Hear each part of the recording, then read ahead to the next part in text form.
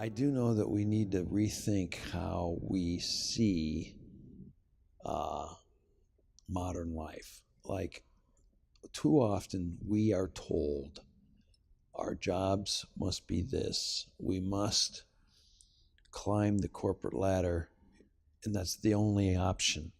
We must make such and such amount of money. We must have such and such amount of a house. We're told, we're messaged this all the time. So much so that when we get a job advancement, we take it. If we think that by the time we have 2.1 kids, we need a bigger house, all these things. And all it does is it makes us busier, our lives more demanding. Likewise, we're told, hey, like, by the way, if you want your kid to be a hockey player, well, he's got to play on a travel team. He's got to practice 4 times a week. He's got to do this. Actually, really? I mean, I've had to go through this, and I won't go into detail about, but I had, in order for me to have a life in the neighborhood, with my family, with my church, a sustainable rhythm of life, I can't, my kid can't play travel hockey, at least to that degree. And so we need to just make some intentional decisions and ask, is this really taking us anywhere?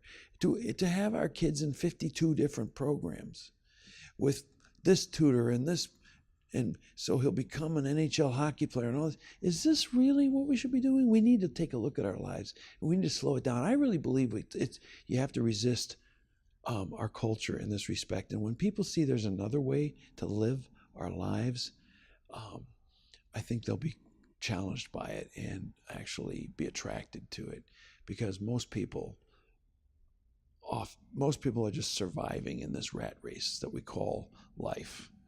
And so we just need to start making these kind of discernments, and we can do it with each other around a table, if you ask me. God is asking for some space to work in our lives. I didn't memorize Isaiah 65, but I was reading it in the daily lectionary, and it says, basically it's God saying, read it, folks, if Isaiah 65, those first 2 verses, read it in the RSV, not the NIV. It talks about how I wanted to be with you, but you wouldn't make space for me.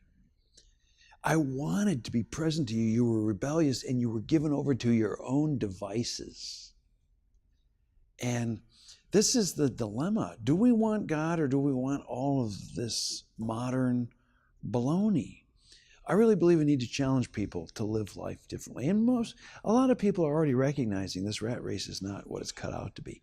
It's not giving us what we thought it would give us. And we need to cut back. We need to be intentional about where we spend our time, or else we will not have the necessary space for God to work in our lives. By the way, God could slap us on the head and destroy us, but this is not how he would do. And so when you and I end up having a heart attack, or we're in the hospital because we worked 82 hours a week, we got more stress than we know what to do with, then maybe we'll give God space. But I'd rather not go that route.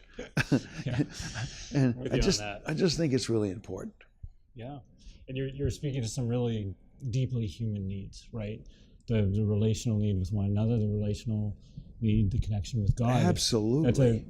That's the core of who we are. Yes. Right? And neglecting that, like you're saying, will come at a cost. Eventually, it'll come at a cost. Us. You read, all about depression as a epidemic across the country. You read about all the loss of hope. You read about in our kids struggling with their mental health. And you just wonder if some of this is due to the fact of the way our society is structuring God and presence out of life.